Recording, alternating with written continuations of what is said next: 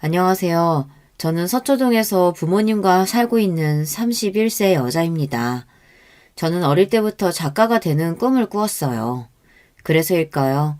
결국 작가는 못 됐지만 이렇게 이곳에 사연을 보내며 글을 쓰는 지금 너무 행복하답니다. 제가 겪은 이야기가 파란만장하지만 부끄럽기도 해서 글을 쓸까 말까 고민을 하다 이렇게 이곳에 사연을 보내게 되었는데요. 제 이야기 한번 들어보시겠어요? 판검사 변호사는 발에 채일 정도로 별거 아닌 집이 있다면 믿으시겠어요? 그게 바로 저희 집안이었습니다. 할아버지도 변호사를 하셨고 친가댁 어르신들부터 해서 그들의 자녀인 사촌까지 검사, 변호사 그런 직업인 분들이 많았어요. 심지어 판사를 하셨던 삼촌도 있으셨습니다. 물론 저희 아버지도 그 어려운 사법고시를 합격하고 검사를 20년 가까이 하셨고요. 이런 대단한 집안에서도 아버지는 똑똑하기로 유명하고 늘 집안의 촉망을 받는 인재로 크셨다고 해요. 그래서 아버지는 집에서도 아침 일찍 일어나서부터 늘 서재에 계시고 자식인 저와 오빠 앞에서도 늘 단정하고 위험 있는 모습이셨어요. 아버지의 흐트러진 모습을 본 기억이 없을 정도로요. 하지만 아버지는 참 무뚝뚝한 분이셨어요. 검사 시절부터 일이 많아서 집에 계신 시간도 별로 없으셨고 가족끼리 밥을 먹을 때에도 입을 벌리지 않는 것이 예절이라며 조용히 밥만 먹으라고 훈육하셨어요. 저는 어릴 때부터 활달하고 발랄한 성격이었죠. 5살 아버지한테 목마를 태워달라고 졸라대기도 했었는데 어느 순간부터 과묵하고 반듯하기만 한 아버지가 무서웠습니다. 하지만 이와 달리 엄마는 다정하고 예술을 사랑하는 온화한 분이셨어요. 두 집안은 집안 어른들끼리 중심을 서서 만나서 결혼을 하게 되었다고 하셨는데 정말 둘이 사랑해서 결혼했는지는 솔직히 저도 잘 모르겠어요. 어쨌든 두 분은 별다른 싸움이나 다툼 없이 그럭저럭 잘 사셨던 것 같아요. 하지만 저는 다정하지 않은 아버지와 같은 사람하고는 결혼을 안 할 거라고 다짐하며 자랐죠. 제 위로는 오빠 한 명이 있었는데요. 오빠는 늘 학교에서 전교 1등을 도맡아 하는 수재였어요. 학창시절에도 부모님의 말은 거역할 줄도 모르고 부모님이 가라고 하는 학교에 가고 결국에는 우리나라 최고의 대학 법대에 입학했어요. 저 오빠는 무슨 재미로 사나? 하고 저는 맨날 놀려댔지만 어쨌든 우리 오빠는 그렇게 엘리트 코스를 잘 밟아서 법대 졸업 후 사법고시를 패스하고 변호사가 됩니다. 아유, 그렇게 잘난 아버지와 오빠 아래에서 저는 어땠냐고요? 저도 나름 똑똑했어요. 그런데 아무리 공부해도 오빠의 발끝에 미칠 수가 있겠어요. 저는 어릴 때부터 책 읽고 글 쓰는 것을 좋아했어요. 그런 저를 보고 아버지는 글 쓰는 작가 나부랭이가 되려고 그러냐며 혀를 차시곤 했어요. 하지만 우리 엄마는 제 글을 읽고 좋아해주는 1호 팬이셨어요. 그렇게 저는 엄격하고 엘리트인 답답한 집안에서 그래도 나름 즐겁게 성장해왔습니다. 그리고 저도 열심히 공부해서 고려대 국문학과에 당당히 합격했어요. 아버지께 칭찬받고 싶은 마음으로 합격 사실을 말씀드렸지만 정말 예상치 못한 답변이 돌아올 뿐이었습니다. 고려되면 우리 집안에서 축하받을 정도는 아니지만 그래도 수고했구나. 그치만 국문과가 뭐냐? 내가 법대, 적어도 경영학과는 나와야 한다고 하지 않았느냐? 이렇게 못내 아쉬운 표정을 지으셨어요. 사실 저 좀 상처받았어요. 다른 집 같으면 고려대 갔다고 엄청 칭찬받지 않나요? 그리고 무엇보다 제가 하고 싶은 작가는 끝까지 반대하신 아버지가 조금 원망스러웠습니다. 결국 아버지의 강요로 저는 대학교 3학년 때부터 행정고시 준비를 해야 했습니다. 신림동에 있는 고시촌에서 아침 9시부터 밤 9시까지 공부를 하다가 집에 오는 날이 반복되었지만 그런 제 삶에도 한 줄기 빛과 같은 일이 생겼지 뭐예요. 그곳에서 저의 사랑을 만났기 때문이에요. 그 남자의 이름은 서준혁. 알고 보니 같은 고려대 학생이었는데 제가 다니는 독서실에 총무를 맡고 있었어요. 총무실에서 늘 금색 뿔테 안경을 쓰고 고개를 푹 숙인 채 책만 들여다보고 있어서 별 관심이 없었죠. 그러던 어느 날 독서실에 온 저한테 그 총무가 말을 거는 거예요. 혹시 고려대생이에요? 과 잠봐 보니까 저도 고려대생인데 행정고시 준비하나 봐요. 그때 본 준혁 씨는 하얀 얼굴에 짙은 눈썹, 크고 예쁜 눈을 가진 남자였어요. 마치 배우 송승헌 같아 보였죠. 잘생긴 남자가 관심을 보이니까 저도 싫지 않은 기분이었습니다. 게다가 같은 학교에 행정고시를 준비한다고 하니 동질감에 더 친해진 것 같았어요. 사실 우리가 고려대 행시준비 스터디가 있는데 지금 한 명이 빠져서 자리가 생겼거든요. 괜찮다면 함께 하시겠어요? 네네, 왜 같이 안 하겠어요? 저는 속으로 이렇게 생각했어요. 사실 처음 그 남자를 본 순간부터 반했는지도 몰라요. 그렇게 저는 준혁 씨와 같은 행정고시 스터디에서 자주 만나게 되었어요. 가까이에서 본 그 사람은 정말 괜찮은 사람이었죠. 멋있고 잘생겼을 뿐만 아니라 정말 열심히 사는 사람이었거든요. 행정고시를 준비하는 와중에 독서실 총무도 하고 저녁에는 고등학생 과외 아르바이트도 하며 하루가 24시간이 부족한 것처럼 매사에 열심이었어요. 준혁 씨는 시험 공부만으로도 바쁘지 않아요? 어떻게 그렇게 아르바이트도 많이 해요?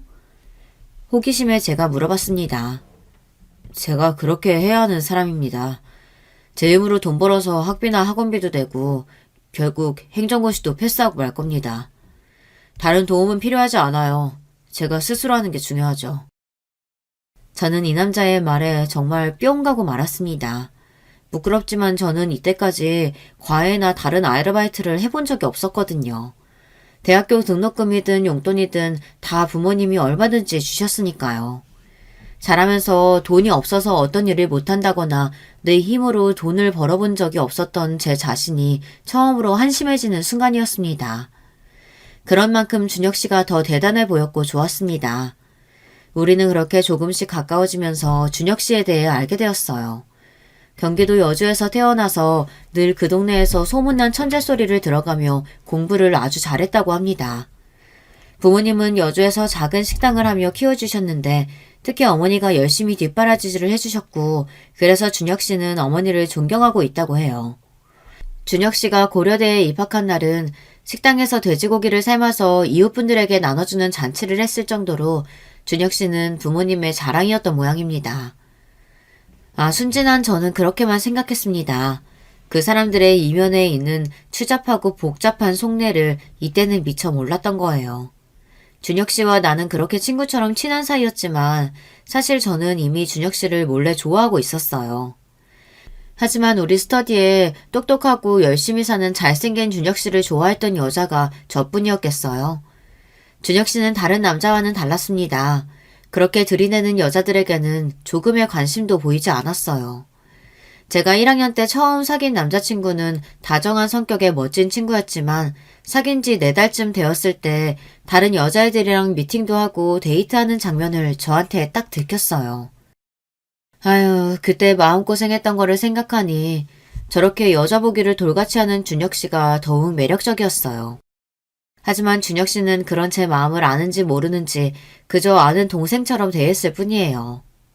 그러던 어느 날 스터디에서 1차 시험을 끝낸 기념으로 술자리를 하게 되었어요. 술을 마시는 준혁 씨는 처음 보게 되었는데요. 저는 두근거리며 맥주를 홀짝거리는데 한 친구가 그 자리에서 제 얘기를 하는 거예요. 다들 우리 혜경이가 얼마나 대단한 집 자식인지 알고 있어? 얘네 집안이 이름만 대면 알만한 판검사, 변호사, 죄다 친척이고 가족이래. 얘네 아빠도 검사 출신이셨고 오빠도 지금 변호사라고 했지 아마. 스터디 선후배들은 모두 오호하며 탄성을 질러대며 저를 놀려댔어요. 그래. 나만 미운 오리 새끼야. 다들 잘나셨는데 나만 행정고시 패스도 못하고 이러고 있다고. 마음껏 놀려대라. 그렇게 재미있게 술자리를 마치고 집에 가려고 하는데 갑자기 준혁 씨가 저를 집까지 바래다 주겠다는 거 아니겠어요? 이게 꿈이야 생시야 오늘 땡 잡았네. 우리는 지하철을 타고 서초역에서 내려서 집까지 걸어가는 길이었습니다. 갑자기 준혁 씨가 제 손을 잡는 게 아니겠어요? 저는 하늘이 날아갈 것 같이 기뻤죠. 쿵쾅거리는 내 심장 소리가 들킬까봐 조심하면서 집에 다다랐습니다. 오늘 술 기운을 빌려서 너한테 처음 고백하니까 잘 들어. 내가 너 혜경이를 좋아한다. 우리 오빠 동생 말고 더 가깝게 지낼 수 있을까? 응, 나도 사실 오빠 좋아하고 있었어요. 그렇게 그날은 우리가 사귀게 된 첫날이 되었어요. 하지만 우리는 보통의 사귀는 연인들 모습과는 조금 달랐습니다. 준혁 씨는 저에게 고백한 이후에도 전날과 똑같이 대했습니다. 공부하고 아르바이트 하느라 바쁜 준혁 씨는 다른 연인들처럼 같이 영화를 본다던가 산책을 한다던가 그런 시간을 내지 못했죠. 그래도 저는 그런 준혁 씨를 이해하고 불평하지 않았어요. 그렇게 얼마 뒤 행정고시 1차 합격자 발표가 나던 날이었어요. 준혁 씨는 1차에 당당히 합격을 했고 저는 아쉽게도 떨어지고 말았죠. 오빠, 나는 아무래도 안 될 것 같아. 행정고시는 나와 맞지 않는 길인 것 같아요. 하지만 오빠는 잘 될 사람이니까 이제 2차 준비만 열심히 해요.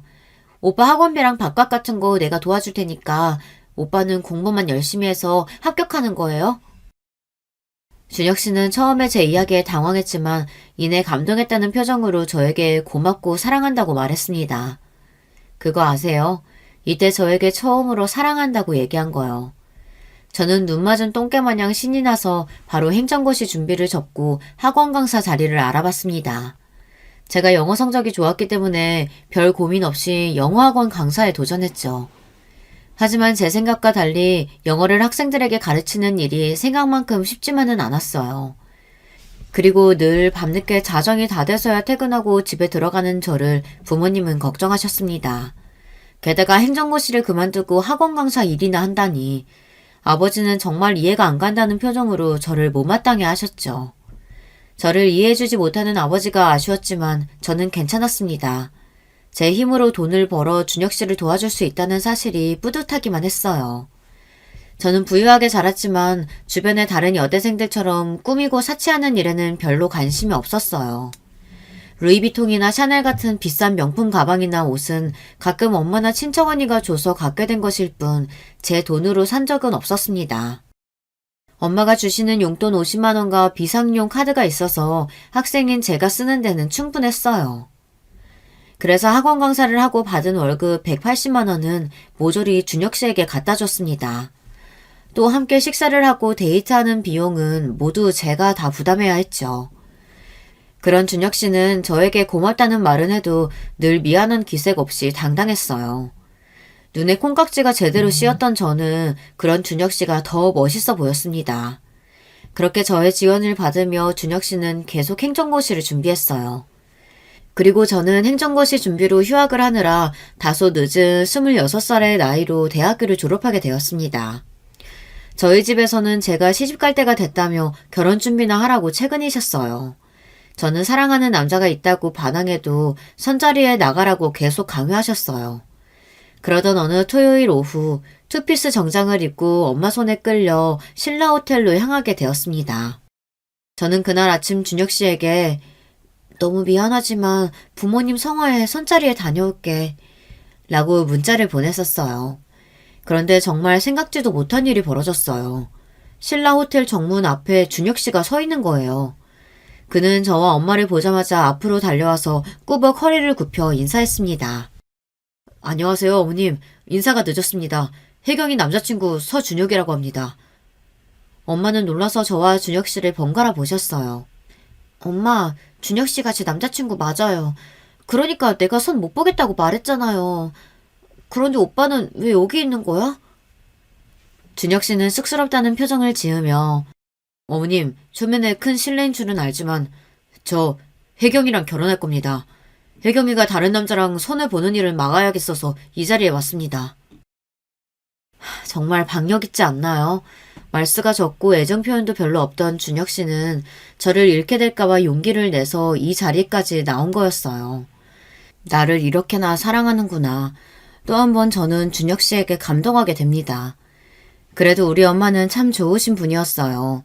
이 기막힌 상황에서 놀라고 당황하셨을 텐데 저희에게 다음에 보자고 말씀하시고 선자리에 온 청년에게 잘 설명해서 보내겠다며 호텔 로비로 가셨습니다. 오빠, 나랑 결혼한다고요? 그럼 지금 나한테 청혼하는 거예요? 저는 준혁 씨 팔에 매달리며 수줍게 몰아보았어요. 당연하지. 다른 자식이랑 결혼하려고 했어? 혜경아, 나 시험 꼭 붙을게. 나랑 하는 거다, 결혼? 말이 끝나기 무섭게 준혁 씨의 핸드폰이 울렸어요. 네, 어머니. 여기 일은 잘 끝났어요. 제가 여자친구 데리고 여주 내려갈게요. 준혁 씨는 어머니와 이렇게 통화하고는 그 길로 바로 여주에 내려가서 저는 준혁 씨 부모님을 처음 뵙게 되었습니다. 저는 갑자기 청혼을 받고 또 갑자기 예비 시부모님을 만나게 되니 당황스럽기 그지 없었지만 단호하고 박력 있게 저를 이끄는 준혁 씨에게 홀려서 그가 하자는 대로 따르기만 했어요. 준혁 씨의 집은 여주 시내에 있는 작은 국밥집이었습니다. 동그란 양철 테이블이 4-5개 있고 메뉴판에 돼지국밥, 소머리국밥, 수육 그런 것들이 적혀 있었어요. 식당 안에 남자 손님 2명이 있었는데 가게 안에 들어온 저희를 잠깐 쳐다보더니 이내 국밥에 고개를 받고 우거우거 국밥을 먹고 있었죠. 제가 식구들과 다녔던 깨끗하고 깔끔한 식당들과는 달리 조금 어둡고 알 수 없는 냄새들이 뒤섞인 이 작은 식당에 온 것이 전 처음이었어요. 아, 이곳이 준혁 씨가 자라온 곳이구나. 싫다기보다는 우리가 정말 다른 환경에서 자랐다는 실감이 되는 순간이었어요. 아이고, 이게 누구야? 우리 아들, 이게 얼마만이야? 아까 전화 받고 바로 내려온 거구나? 준혁 씨 어머님은 준혁 씨를 반갑게 맞으시고는 그 옆에 서 있는 저를 위아래로 쭉 살펴보시더니 입을 크게 벌리시며 웃으셨습니다. 아, 아가씨가 우리 준혁이랑 만난다는 좋은 집 딸내미인가 봐요? 어서 와요. 우리 식당이 보기에는 좀 그래도 국밥은 끝내주는데. 어떻게 한 그릇 줄까요? 우리 국밥 먹으러 온 거 아니에요, 엄마. 사실 저는 이런 식당에서 국밥을 먹어본 적이 없었죠. 하지만 어머님이 보여주신 후에 어떻게 거절할 수 있겠어요. 네, 어머님. 너무 맛있는 냄새가 나는걸요? 국밥 한 그릇 주세요. 어머님은 신이 나셔서 금세 국밥 2그릇과 부추무침, 깍두기 등 밑반찬을 몇 개 내어주셨습니다. 저는 처음 먹어보지만 고소한 국밥을 맛있게 먹고 있었어요. 어느새 준혁 씨 아버님과 여동생도 오셔서 같이 둘러앉았어요. 아버지, 어머니, 여기 이 사람은 이혜경이라고 하고요. 행정고시 공부하면서 만난 친구입니다. 그리고 저희 곧 결혼하려고 합니다. 아이고, 반가워요, 아가씨. 그런데 준혁이가 아직 시험을 보고 있는데 어쩌나 모아둔 돈도 없을 테고 너무 이른 거 아닌가 모르겠네. 그때 준혁 씨 어머님은 아버님을 흘겨보며 말씀하셨어요. 결혼이 뭐 꼭 준비돼야 하는 건가? 우리 준혁이가 한다고 하면 하는 거지. 안 그래요, 아가씨? 네, 그럼요. 그리고 준혁 씨가 이번 2차 시험은 합격할 것 같으니까요. 그때까지는 제가 돈 벌어서 지내면 되니 너무 걱정 마세요, 아버님. 아니, 듣자 하니까 집안이 참 돈도 많고 훌륭한 분들이 많으시다면서? 결혼할 때 집도 친정에서 마련해 주시겠지? 그렇게 기대에 차서 말씀하시는 어머님이 못마땅한지 여동생이 한마디 했습니다. 엄마, 원래 그런 거 남자가 해가는 거예요. 처음 만난 오빠 여자친구한테 부담되게 그런 얘기를 하면 어떡해. 어디 기집애가 어른들 말씀하시는데 끼어들어. 여동생에게 고압적으로 말하고 무시하는 준혁 씨 태도에 저는 조금 놀랐어요. 저 얄통머리 없는 게 그렇지 뭐. 어디 하늘 같은 오빠 이래 지가 말을 못했는지. 에휴. 아가씨, 오늘 선 보러 갔다면서? 아니, 우리 준혁이 같은 남자가 어딨다고 그래요? 보다시피 잘생겼지, 똑똑하지, 명문대생에, 어? 어디 가도 이런 남자 못 찾아요. 이제 딱 얘랑 결혼만 해. 알겠지? 아무리 제가 준혁 씨에게 콩깍지가 씌었다고 해도 여동생을 무시하는 거나 아들을 과하게 싸고드는 준혁 씨네 집 분위기가 좀 불편하기는 했습니다. 게다가 준혁 씨 어머님은 오늘 제가 손보러 간 사실을 어떻게 알았던 걸까요? 왠지 찜찜하고 이상했습니다. 아, 이때 저는 눈치를 챘어야 했던 거였어요. 준혁 씨와 그의 어머니가 꾸민 계략을 말이죠. 그렇게 준혁 씨네 가족을 만나고 와서 집에 돌아와 보니 아버지가 현관에서 저를 기다리고 있었습니다. 네 엄마 말이 맞냐? 너 만나고 있는 남자친구가 있다고? 아무리 그렇다고 해도 집안 어른들이 정해준 선자리를 박차고 나가? 네가 생각이 있는 거냐 없는 거냐? 아버지는 잔뜩 화가 나서 저를 혼내셨습니다. 아버지, 미리 말씀드리지 못해서 죄송해요. 그런데 준혁 씨, 저와 만난 지 몇 년 된 남자친구고, 그래서 제가 선보지 않겠다고 말씀드린 거였어요. 그런 건 알고 싶지도 않고, 어디 근본도 알 수 없는 남자를 만나고 다녀? 괜히 이상한 소문 나기 전에 정리해라. 그리고 우리 집안에 걸맞는 남자를 만나야 돼. 아버지, 저 준혁 씨가 오늘 청혼했어요. 그리고 그이의 가족분들께 인사도 드렸고요. 아니, 뭐라고? 이런 일륜지 대사는 여자 쪽 집안 부모의 허락을 먼저 구하는 법도도 모르는 되도 먹지 못한 놈이구나. 너는 격떨어지게 그쪽 집에 먼저 인사를 하고 왔다는 거냐? 아버지의 말씀이 지금 생각해보니 구구절절 이치에 맞는다는 걸 알지만 그때 저는 순진하고 사랑에 눈이 먼 멍청이였죠. 무서운 아버지의 강력한 반대에도 불구하고 준혁 씨와 저는 우리들만의 결혼을 준비하고 있었습니다. 그러다가 그만 화가 머리끝까지 난 아버지는 저에게 집 밖으로 한 걸음도 나가지 말라는 불호령을 내리셨습니다. 오빠, 어쩌면 좋아? 아버지가 이제 집에서 근신하라고 불호령을 내리셨어. 앞으로 오빠 만나지 못할 거야. 혜경아, 지금 바로 집을 나와서 나랑 만나. 할 수 있지? 준혁 씨는 굳은 결심을 한 듯 저에게 집에서의 탈출을 단호하게 얘기했습니다. 저는 그 말을 듣고 주인의 말을 따르는 강아지처럼 아무 생각도 없이 가출을 감행했습니다. 그리고선 준혁 씨를 만났죠.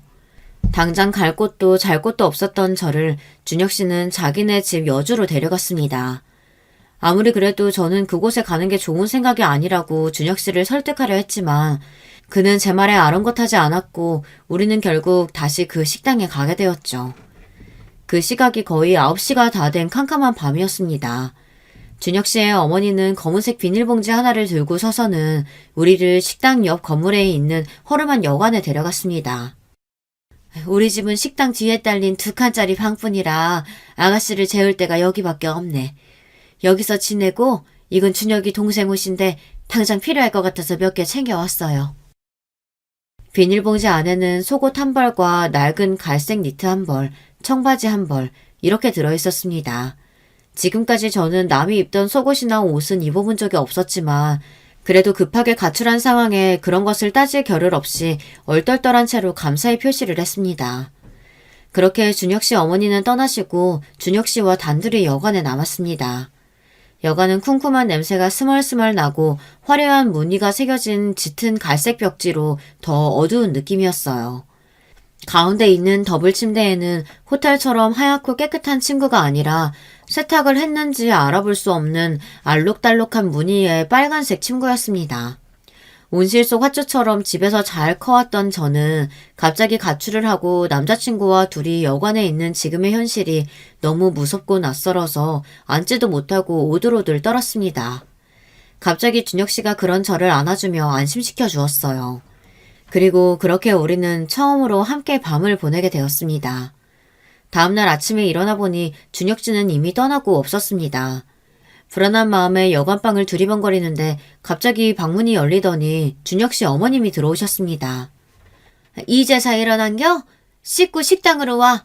밥 먹고 식당 일 좀 도와. 이제 우리 식구도 됐은께. 얼굴이 화끈거렸습니다. 처녀가 결혼도 하기 전에 남자와 밤을 보낸 것도 그렇지만 바로 다음날 아침에 혼자서 그의 어머님을 대하려니 가시방석이었죠. 저는 그렇게 준혁 씨 어머니의 말씀대로 식당 일을 도우면서 갑작스럽게 그 집의 며느리가 된 것처럼 살게 되어버렸습니다. 준혁 씨 어머님은 준혁 씨처럼 단호한 구석이 많았고 저를 정신없게 이것저것 시키셨습니다. 아니 그건 그렇게 하는 거 아니야. 이거 집에서 뭘 제대로 배우긴 한 건지. 아유 답답해. 이런 것도 못해서야. 우리 준혁이 밥은 제대로 얻어먹고 다닐지 걱정이네. 엄마, 결혼도 안 한 여자친구를 이렇게 부리는 법이 어딨어요. 부유한 집에서 자란 언니가 이런 식당에서 일을 언제 해봤겠어. 그리고 언니네 집에서 걱정할 텐데 우리가 이렇게 데리고 있어도 되겠어요? 준혁 씨 동생은 저보다도 한 살이 어린 친구였는데 생각이 깊어 보였습니다. 네, 철없고 순진에 빠진 저보다 더 언니 같은 구석이 있었어요. 언니, 제가 보기에는 우리 엄마랑 오빠가 이상한 사람들이에요. 언니 부모님이 찾으실 텐데 연락은 드린 거예요? 그 말을 듣고 나니 저를 걱정하실 엄마 생각에 울컥했습니다. 하지만 무서운 아버지가 계신 집에 연락드릴 엄두가 나지 않았어요. 쨍그랑 그때 저는 너무 놀라서 들고 있던 쟁반을 떨어뜨리고 말았습니다. 엄마, 여긴 어떻게 알고 오신 거예요? 아휴, 이거사. 아무리 아버지가 무섭게로서니 여기서 이러고 있으면 되겠어. 어머니는 식당 안으로 다급히 들어오시고는 저를 부둥켜 안고 우셨습니다. 가출한 딸을 얼마나 걱정하며 찾으셨을까요? 그런데 그보다 여기를 어떻게 알고 오신 걸까요? 그런 어머니 뒤로 준혁 씨가 보였습니다. 준혁 씨가 우리 어머니를 모시고 온 거였어요. 내가 어떻게든 아버지 설득할 테니까 집에 들어가자. 처녀가 결혼도 전에 이러고 있는 건 예의가 아니야. 준혁이 어머님, 저희 딸이 그동안 결례를 범했습니다. 우리 엄마는 준혁이 어머님을 향해 90도로 허리를 굽혀 인사를 드렸습니다. 하지만 준혁 씨 어머님은 예의 바른 엄마와는 달리 손사래를 치며 큰 목소리로 사부인, 아유 모피코트도 입으시고 역시 검사님 사모님은 달라 보이시네. 이미 얘는 우리 집 며느리예요, 며느리. 그러니까 얘들 어서 결혼시키시죠. 지금와 생각해보면 저는 정말 불효녀입니다. 금이야 오기야 귀하게 키운 내 딸이 평생 가본 적도 없는 그런 허름한 식당에서 일을 하고 있는 모습을 보게 만들었으니 말입니다. 게다가 결혼도 전에 남자와 관계를 가진 내 딸을 어쩔 수 없이 기우는 집에 시집을 보내게 할 수밖에 없는 그 처참한 심정을 그 당시 저는 알아채지 못했어요.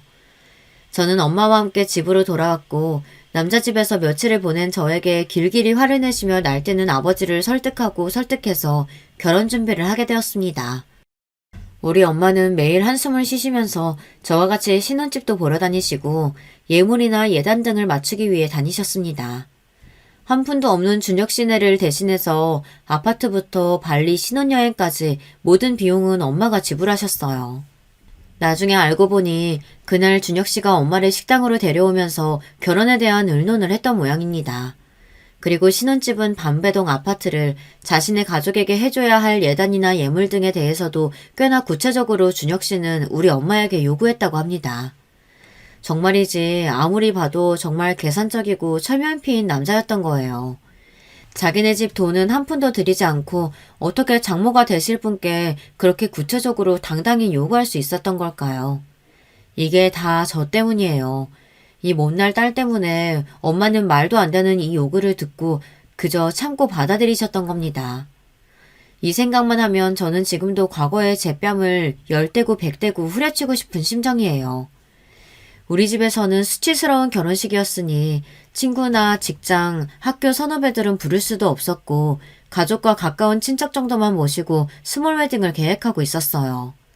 무엇보다 아직도 아버지는 이 결혼을 반대하며 참석하지 않겠다고 버티고 계셨기 때문이에요.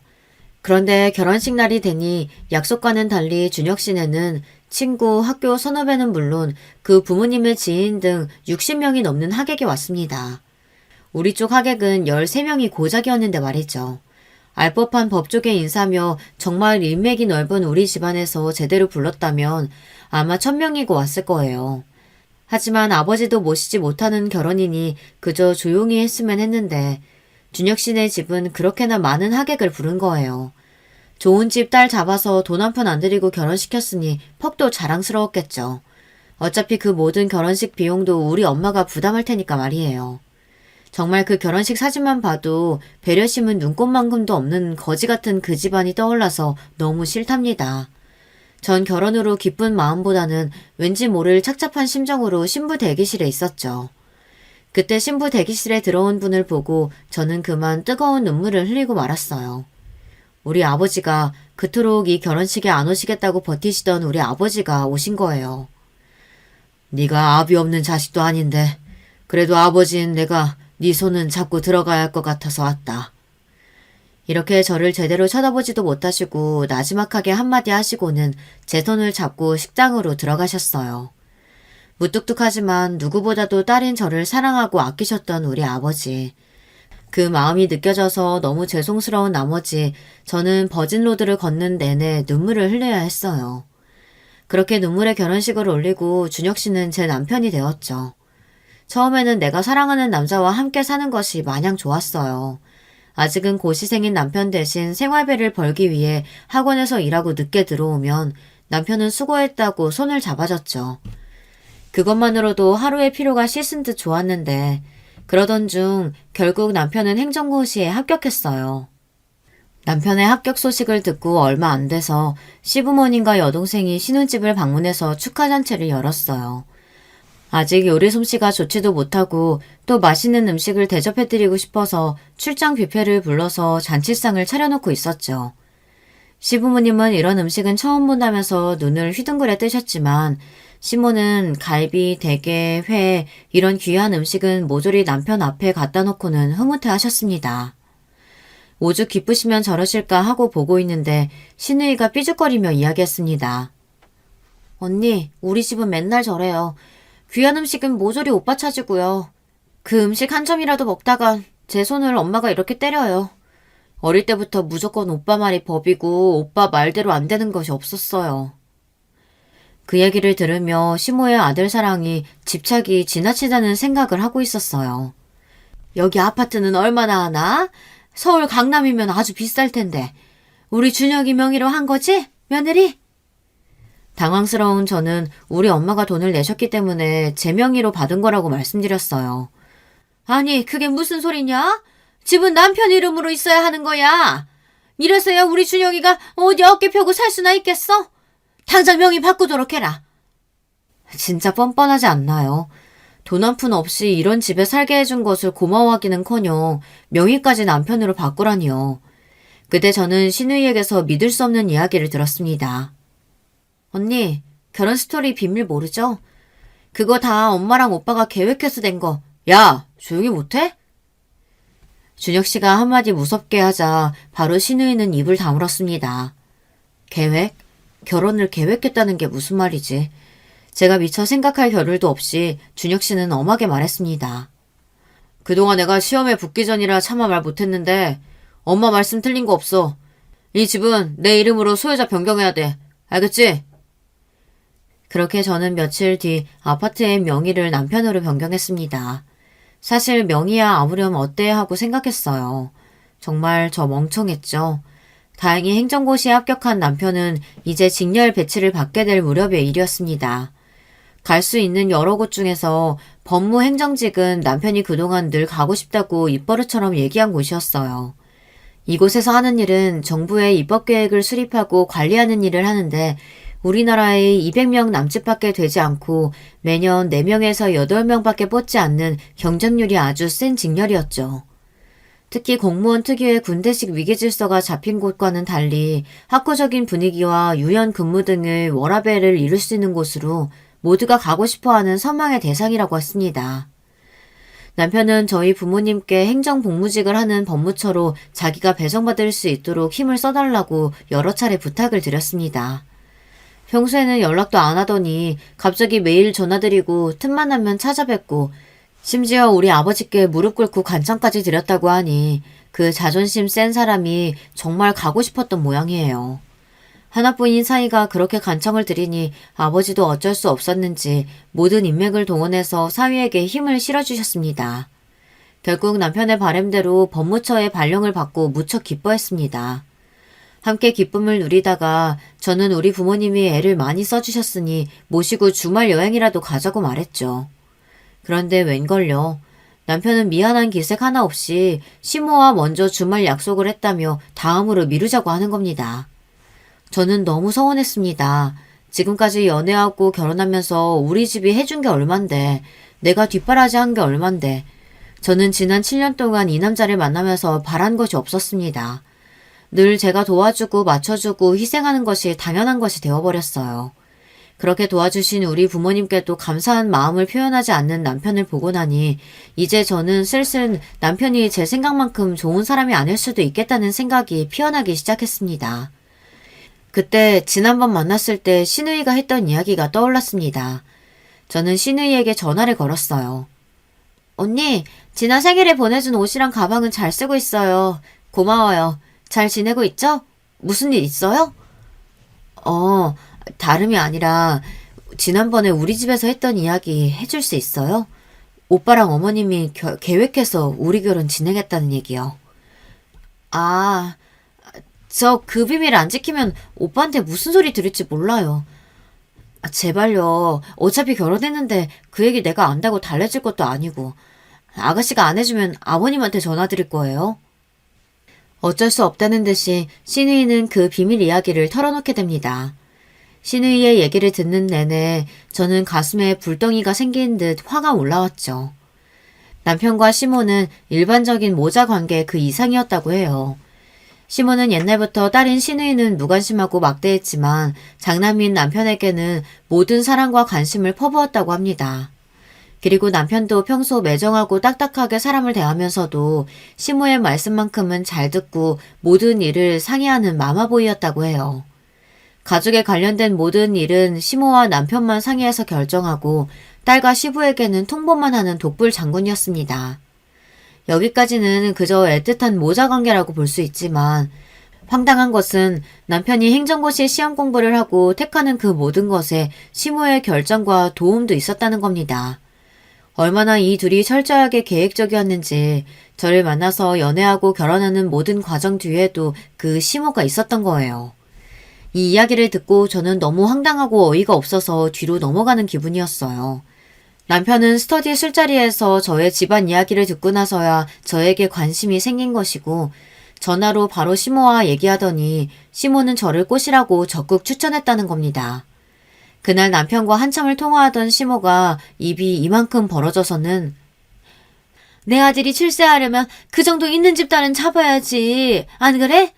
순진한 녀석이라 여자 마음 없는 법도 모를 텐데 여자 꼬시는 거짓말까지 다 내가 도와줄겨. 그리고 그런 어머님의 코치대로 그날 저희 집 앞에서 고백도 했던 거고요. 사실 남편은 그 이전부터 같은 과에서 사귄 여자친구가 있었는데 시모의 말을 듣고는 바로 그 여자를 차고 저랑 사귄 거라네요. 아니 시모 말 듣고 사랑도 바로 걷어찰 수 있다니 사람이 아니라 로봇이라도 됩니까? 남편에게 갖고 있었던 제 환상은 와장창 깨지기 시작했어요. 제가 선보러 갔을 때 남편이 나왔던 것도 아버지의 근심 명령에 가출해서 여주 집으로 불러들인 것도 모두 시모와 남편이 꾸민 계략이었어요.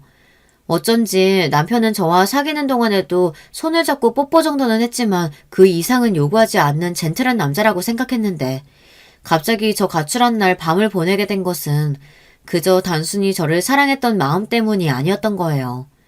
결혼하기 위한 전략이었을 뿐. 이때 저는 가슴이 찢어질 듯이 아팠습니다. 우리 집의 강한 반대를 물리치기 위해 제 소중한 순정을 이용했다니.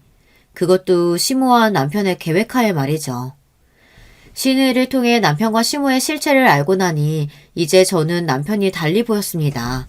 곰곰이 생각해보면 늘 저만 남편을 생각하고 챙겨주며 혼자 기뻐하는 등신이었어요. 남편은 자신을 위해서만, 자신의 출세를 위해서만 살았던 사람이었습니다. 그리고 그런 저 때문에 우리 친정부모님도 남편에게 많은 것을 갖다 바쳐야 했죠.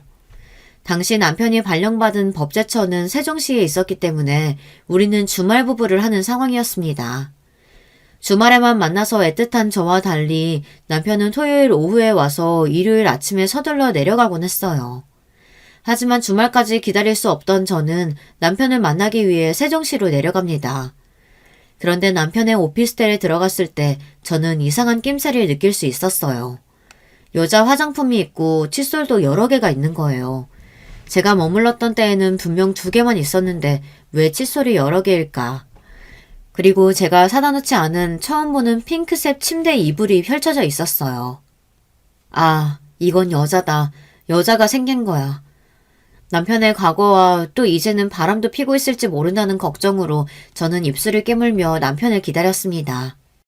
남편은 8시가 조금 넘어서 귀가했고 갑자기 제가 와 있는 모습을 보고는 흠칫 놀랐습니다. 당신이 여기 웬일이야? 약속도 없이 이렇게 마음대로 오는 법이 어딨어? 나 당신 와이프야. 우리 집에 허락받고 와야 되는 거예요? 남편은 아무 말 못하고 샤워를 하러 욕실로 들어갔어요. 저는 쥐새끼처럼 남편의 핸드폰을 찾아 열어보았습니다. 다행히 전에 남편 어깨 너머로 잠금을 푸는 비밀번호를 받기 때문에 핸드폰 안에 무엇이 있는지 뒤질 수 있었죠. 그때 카카오톡에 한 대화명이 눈에 띄었습니다. 지영이. 남편과 가장 많이 대화를 나눈 그 여자는 맞아요. 남편이 과거에 사귀었다는 그 여자였습니다. 카톡 프로필 사진을 보니 옛날에 남편 근처에서 몇 번 본 적이 있던 여자입니다. 그리고 카톡의 내용은 오늘은 너네 집에 못 갈 것 같아. 야근이네. 하지만 사랑해? 보고 싶어 죽겠어. 주말에 꼭 집에 가야 하는 거야? 다음 주말은 나랑 보내야 돼? 어젯밤 좋았는데 지금도 네 냄새가 나는 것 같아. 행복해. 그 여자는 남편의 오피스텔에 드나들고 그 둘은 정말 갈 때까지 간 사이였습니다. 하지만 더 놀라운 내용을 저는 발견하고 맙니다. 나 임신한 것 같아. 우리 이제 결혼해야 할까? 그리고 이에 대한 남편의 답은 사랑해. 결혼 조금만 기다려줘. 저는 하늘이 무너지는 것만 같아서 주저앉았어요. 눈물이 뚝뚝 떨어졌습니다. 그런데 더 가가는요. 시모와 나눈 문자 내용이었어요. 남편은 시모와 그 여자에 대해서도 모두 이야기하고 공유하고 있었던 거예요. 게다가 마지막 문자. 엄마, 와이프한테서 빨아먹을 수 있는 건 다 빨아먹었으니 저 이제 이혼할게요. 엄마는 네 일이라면 뭐든 할 수 있어. 걱정하지 마라. 네 부인 깔끔하게 정리하고 새 출발해야지. 엄마가 다 생각해 놓은 게 있어. 정말 미친 거 아니에요? 저는 남편의 카톡과 문자를 모조리 캡처하고서 그 길로 서울로 올라와 버렸습니다. 그리고 서초동 친척집에 가서 부모님께 지금까지 알게 된 모든 일을 털어놓았어요. 그러다가 제 이야기를 들으시던 엄마는 그만 실신해 버리셨어요. 가뜩이나 당뇨에 혈압도 있으신 분인데 자기 딸이 당한 일을 들으시고 그 충격을 감당하기 어려우셨던 거예요. 어머니를 병원에 입원시켜드리고 나오면서 아버지는 저를 부르셨습니다. 내가 지금 검사 생활에서 은퇴했다지만 이 새끼 가만히 안 둔다. 그딴 집 자식이 감히 우리 집을 농락해? 내 귀한 딸 신세를 망쳐? 죄송해요, 아버지. 이 못난 딸을 용서하세요. 그리고 저도 남편, 아니 그 나쁜 놈과 시모 절대 용서 못해요. 핸드폰을 보니 남편에게서 온 부재중 전화가 32통이나 와 있더군요. 남편은 세종까지 내려왔던 제가 연락도 없이 사라지고 전화도 받지 않자 이 상황을 눈치챈 모양입니다. 다음 날 신혼집으로 찾아온 남편에게 저는 말했습니다. 나 이제서야 당신이 어떤 인간인지 똑똑히 알았어. 이혼해. 그리고 당신은 결혼할 때 땡전 한 푼 안 가져왔으니까 그대로 짐 싸서 이 집에서 나가주면 좋겠어. 무슨 소리야. 이 아파트 내 집이야. 내 명의로 된 내 집. 이혼해줄 테니까 네가 나가. 남편은 눈 하나 깜빡하지 않고 뻔뻔하게 나왔습니다. 저는 아버지와 이 일을 상의했습니다. 이 버러지 같은 놈. 법도 제대로 모르는 게 어디서 명의 타령이야. 혜경아, 잘 들어라. 내가 잘 아는 변호사한테 얘기해놨으니까 내일 만나서 이혼 소송 준비하면 된다. 그리고 그놈 족치는 건 내가 지금 생각하고 있는 게 있으니 염려 마라. 무뚝뚝하고 애정 표현 없으셨던 우리 아버지는 지금 사위, 아니 그놈에 대한 분노를 숨기지 않고 누구보다 열심히 딸의 복수를 계획하고 계셨어요. 저는 이제 아버지의 말씀을 잘 듣는 딸이 되어 말씀해주시는 모든 일을 그대로 처리하기 시작했습니다. 아버지가 붙여주신 이혼 전문 변호사는 제가 가진 카톡과 문자를 증거로 불륜을 청구 이유로 하는 이혼 소송을 진행할 것이며 100% 이길 자신이 있다고 호언장담하였습니다. 또한 아파트 명의가 아무리 남편이라고 한들 처음 매수할 때 우리 엄마 통장에서 돈이 이체된 정황과 결혼 관련 모든 비용에 대한 증빙만으로도 그놈에게 한 푼도 주지 않을 수 있다고 덧붙였습니다. 이혼 소송을 당했다는 소식을 듣고 시모가 달려와 저에게 화를 냈어요. 어디 여자가 하늘 같은 남편한테 뭐? 소송? 이혼 소송? 게다가 우리 아파트까지 뺏어간다고? 이런 도둑년이 어딨어? 평생 남에게 욕 한 번 제대로 못하고 자란 저도 이 순간은 참지 못하고 어른인 시모에게 대들어댔습니다. 진짜 도둑놈이 누군데요? 그 고시생 시절부터 결혼해서까지 저 한 푼도 당신 아들에게 받은 거 없어요. 선물 하나 제대로 못 받고 내 20대 인생 그리고 우리 친정 돈까지 모두 해먹은 준혁 씨가 그 사람이 도둑놈이죠. 어머님도 그 도둑놈이 바람 피는 것까지 알면서 저랑 이혼시키려고 했다면서요? 이젠 나도 그 사람이랑 안 살아요. 이혼할 거예요. 근데 돈 한 푼 못 받고 나갈 줄 아세요. 너 기어이 우리 잘난 아들한테 상처를 주겠다는 거냐? 준영이 말로는 간통죄도 몇 년 전에 없어져서 네가 할 수 있는 건 없다는데. 아니요. 어머니, 검사 출신인 우리 친정아버지 말씀에 따르면 이건 복수의 시작에 불과해요. 이 말을 남기고 전화를 먼저 끊어버렸습니다. 정말이지 속이 시원했어요. 그리고 얼마 뒤에 남편과 시모는 친정집에 찾아와서 이제는 손이 발이 되게 빌고 있네요. 당신 이런 모진 여자 아니잖아. 꼭 이렇게까지 해야겠어? 나랑 지영이 당신 아버지 때문에 공무원 파면되게 생겼다고. 게다가 나도 모자라서 지영이까지 상간자 소송 거는 건 너무하지 않아? 지영이는 내가 결혼했던 것도 몰랐던 애라고. 업보야, 업보. 그 여자가 몰랐다고 한들 당신 같은 남자랑 결혼까지 해서 신세 망치는 것보다 낫지 않겠어? 얘야 며느라기야. 내가 정말 다 잘못했다. 내가 어떻게 하면 우리 아들 용서해주겠니? 우리 준혁이 앞으로 창창한 공직생활에 흠집나면 안 된다. 내가 어떻게 키운 아들인데 그것만은 절대 안 돼. 그때 저희 아버지가 이들 앞에 나섰습니다. 지금 두 사람 여기가 어디라고 찾아와서 이러는 게요. 호환무치 아무리 천한 집에 배운 데 없기로 서니.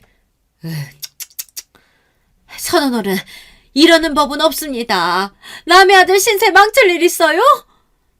당신 그 천한 아들 때문에 신세 망친 내 귀한 딸 앞에서 무슨 소리. 내 검사 생활 걸고 얘기하지. 당신 아들과 또 그 여자 둘은 국가공무원법상 품위유지를 어겼어. 내가 별로 손 쓰지 않아도 파면될 게 분명하다고. 그뿐인 줄 알아? 상간자 손해배상 소송으로 앞으로 거액의 손해배상금도 내 딸한테 줘야 할 거야. 그깟 돈 우리 집에는 아무것도 아니지만 당신 그 거지 같은 집안에는 꽤나 큰 타격이 되겠지. 또 한 번 내 딸과 우리 집 앞에 얼씬거리면 그때는 경찰에 연행되는 줄 알아. 알아듣겠나? 전 남편과 시모는 아무 말도 하지 못하고 그대로 나가서 다시는 얼굴을 보지 못했습니다. 간혹 전 남편이 전화나 문자를 했지만 저는 핸드폰 번호를 바꾸고 방배동 신혼집도 처분하여 그 남자를 조금도 볼 여지를 조금도 남기지 않았어요. 저는 그렇게 이혼녀가 되었어요. 꽃다운 20대를 몽땅 마음도 몸도 돈까지 출세에 눈이 먼 모자에게 어이없이 모두 털렸습니다. 저는 지금 큰 불효를 한 부모님께 사죄하는 마음으로 말씀을 잘 듣고 살고 있어요. 옛말에 어른들 말씀 들으면 자다가도 떡이 생긴다고 하죠.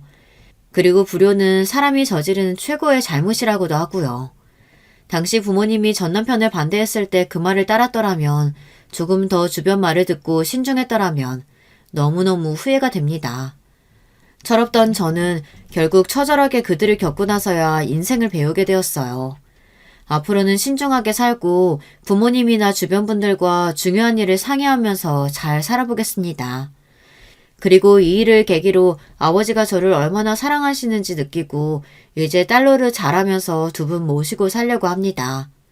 지금까지 제 사연 들어주셔서 감사합니다. 안녕하세요. 저는 서울 광진구에 거주하는 40대 여성입니다. 소개해 주시는 사연들을 듣다 보면 세상에 어떻게 이런 일들이 다 있을까 하고 생각한 적 많았는데요. 제 시누이에게도 평생 잊지 못할 기가 막힌 사연이 생겨 얘기해 볼까 합니다. 저와 시누이는 매우 친하고 가까운 사이예요. 그도 그럴 것이 우리는 중학교 때부터 같은 동네에 자라고 살아왔거든요. 시누이는 제게 정신적 지주라고 말할 수 있을 정도로 제 인생에 많은 영향을 미쳤습니다. 그 이유 중 하나가 제가 소꿉친구였던 시누이 미란이의 오빠와 결혼을 했기 때문이에요. 제가 미란이와 친해지고 미란이 오빠와 결혼하게 된 얘기를 잠시 들려드리자면요. 사실 미란이와는 한 동네에 살아서 얼굴은 익숙했지만 친하진 않았어요. 미란이와 친해진 계기는 중학교 1학년 때 같은 반이 되고 나서부터인데요. 미란이는 전교 1등을 놓치지 않을 정도로 공부를 굉장히 잘했습니다.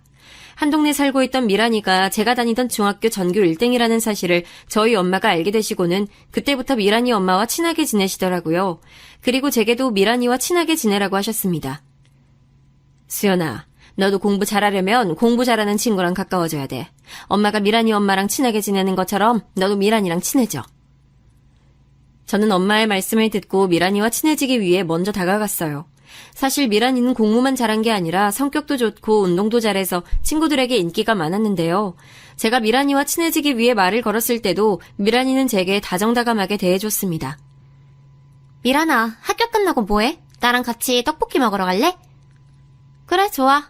나 떡볶이 무지 좋아하는데 잘 됐다. 떡볶이 먹고 집에 가서 공부할 건데 우리 집에 같이 갈래, 수연아? 저는 처음 미란이와 얘기해보는 거라 어색해서 떡볶이만 먹고 미란이와 헤어지려고 했는데 저보고 같이 집에 가서 공부를 하자고 하더라고요. 이참에 미란이 집에 가서 미란이가 어떻게 공부하는지도 볼 수 있고 좀 더 친해질 수 있는 계기가 될 수 있을 것 같아 알았다고 했습니다. 미란이 집에 가서 공부를 하고 있었는데 밖에서 누군가 들어오는 소리가 들렸습니다. 미란이는 첫째 오빠가 왔다며 저에게 소개시켜줬는데 그 순간 얼어버렸습니다. 미란이 첫째 오빠가 너무 잘생겨서 떨리더라고요. 우리 첫째 오빠야. 이름은 김미섭이고 오빠들 중에 나랑 제일 친해. 저는 미섭 오빠를 보고 떨리는 마음에 인사를 제대로 할 수 없었습니다. 안녕하세요, 오빠. 저 미란이 친구 이수연이라고 해요. 만나서 반가워요. 그런 저의 모습을 보고 귀여웠는지 미섭 오빠가 제 머리를 쓰다듬으며 인사해줬습니다. 안녕 수연아, 네가 우리 미란이 친구구나. 앞으로 자주 보자. 저는 그날을 계기로 미섭 오빠를 보기 위해 미란이 집에 자주 놀러갔어요.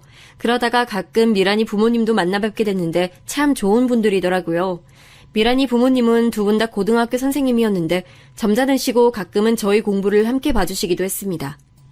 저희 엄마 말씀대로 공부 잘하는 친구와 친하게 지내다 보니 저도 덩달아 공부를 잘하게 됐어요. 처음엔 미섭 오빠를 만나기 위해 미란이를 따라 집에 자주 놀러갔는데 같이 공부를 하다 보니 자연스레 제 성적도 함께 올라갔습니다. 어느 날 엄마가 배추 겉절이와 돼지고기를 싸주시며 미란이 집에 가져다 주라고 하시더라고요. 저는 미섭 오빠를 만날 수 있다는 생각에 설레는 마음으로 미란이 집으로 갔습니다. 주말이라 그런지 그날따라 미란이 가족들이 모두 모여서 분위기가 화기애애했는데요. 미란이 어머님은 저를 반갑게 맞이해 주셨고 안 그래도 좋은 소식이 있는 날에 제가 찾아와줘서 고맙다고 하셨습니다. 수연이 어머님께서 이렇게 맛있는 음식을 다 싸주시고 너무 감사하네. 어머님께 정말 감사드린다고 전해주렴. 안 그래도 우리 미섭이가 오늘 대학에 합격해서 가족들이 모두 축하해주던 찰나였는데 수연이도 함께 축하해줄래? 당시 미섭 오빠는 고3이었고 대학 수학능력 시험을 잘 봐서 서울대 법대에 합격했습니다. 미란이도 전교 1등인데 미섭 오빠까지 그렇게 공부를 잘하는 줄은 몰랐는데요. 미섭 오빠, 정말 축하드려요. 서울대 법학과 학생이라니 정말 멋있는 것 같아요. 저의 감탄스러운 말에 미섭 오빠는 미소를 보이며 귀엽다는 듯 머리를 쓰다듬어줬습니다. 수연아, 축하해줘서 고마워. 그런데 우리 수연이 앞으로 자주 못 볼 것 같아서 서운하기도 하네. 저는 처음에 앞으로 자주 못 본다는 말이 무슨 말인가 싶었어요. 저희 본가는 대구에 있었고 미섭 오빠는 이제 대학교에 가기 위해 서울로 이사를 가야 했습니다. 미섭 오빠를 이제는 자주 못 본다는 생각에 너무 슬프더라고요. 제가 많이 아쉬워하는 표정을 짓자 미섭 오빠는 제게 괜찮다는 듯이 위로해줬습니다. 수연아, 너도 미란이랑 열심히 공부해서 서울대 입학해. 그래서 나중에 서울에서 자주 만나자. 저는 그날 이후로 정말 열심히 공부했어요. 미섭 오빠 덕분에 열심히 공부를 해야 할 계기가 생겼거든요. 미섭 오빠는 대학교에 입학한 이후로 거의 만날 수가 없었고 저는 대구에서 미란이와 함께 같은 고등학교로 입학했습니다. 미란이는 고등학교에 입학하고 나서도 늘 전교 1등을 놓치지 않았어요. 그런데 저는 고등학교 때부터 성적이 떨어지기 시작하더라고요. 성적이 떨어지자 공부할 의욕도 함께 떨어졌습니다. 그리고 그때부터 담배도 피우고 나쁜 친구들과 어울리기 시작했어요. 저도 모르는 사이에 그런 친구들과 어울리기 시작하니 자연스레 미란이와는 멀어져 갔습니다. 어느 날은 학교 가방에 들어있던 담배를 집에서 엄마가 발견하시곤 집안이 발칵 뒤집혔는데요. 수연아, 너 요즘 미란이랑 같이 공부도 안 하고 학교 끝나고 이상한 데 가는 것 같더니 뭐하고 지내는 거야? 아니, 담배도 피는 거야? 엄마가 못된 친구들이랑 어울리지 말라고 했잖아. 저는 엄마 말에 반항심이 솟구쳤습니다. 엄마가 뭔데 지금 나한테 이래라 저래라야. 내가 누굴 만나서 사귀든 엄마가 뭔 상관인데. 공부 잘하는 미란이 옆에서 공부해봤자 나도 걔처럼 공부 잘하게 되는 것도 아니고. 아, 왜 맨날 미란이 얘기만 하는 건데. 미란이랑 나랑 비교하지 마. 저는 반항심에 엄마한테 그렇게 소리치고 그대로 가출해버렸습니다. 그렇게 일주일 정도 가출 생활하고 있는데 미란이가 제게 학교에서 할 얘기가 있다며 잠깐 시간 좀 내달라고 하더라고요. 그동안 성적이 떨어지고 미란이와 거리를 두며 학교 생활을 했기 때문에 미란이가 갑자기 저를 불러내니 의아했습니다. 수연아, 요즘 너 왜 그러는 거야? 난 네가 나쁜 길로 빠지게 될까봐 무서워.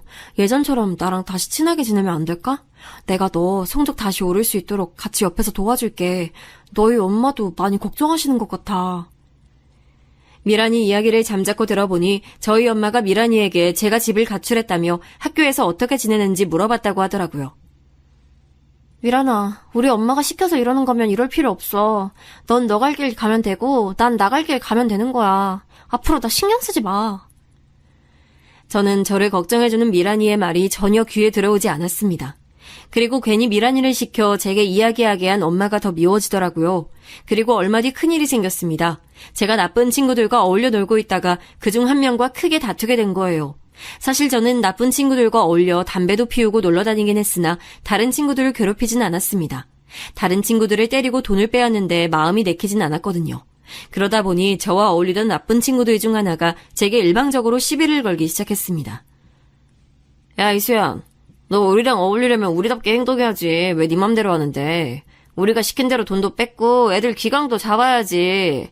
우리가 네 부하도 아니고 매일 뒤에 서서 우리가 하는 것만 지켜보고 어디서 혼자 착한 척이야, 이씨. 저는 집을 가출하고 나와 잘 데가 없어서 나쁜 친구들 중 한 명 집에 머물렀는데요. 어느 날 그 친구가 제 행동이 못마땅했는지 제게 시비를 걸더라고요. 저는 대꾸할 말이 떠오르지 않아 그 친구의 말을 듣고 있었는데 갑자기 자기 말을 무시했다며 제 귀싸대기를 때렸습니다. 이 모든 일들은 학교에서 일어났고 저와 같은 반이었던 미란이도 그 모습을 목격했어요. 그리고 제가 맞자 제게 달려와 저를 보호하며 저를 때린 친구에게 소리쳤습니다. 네가 뭔데 우리 수연이 때리는 거야? 네가 뭔데?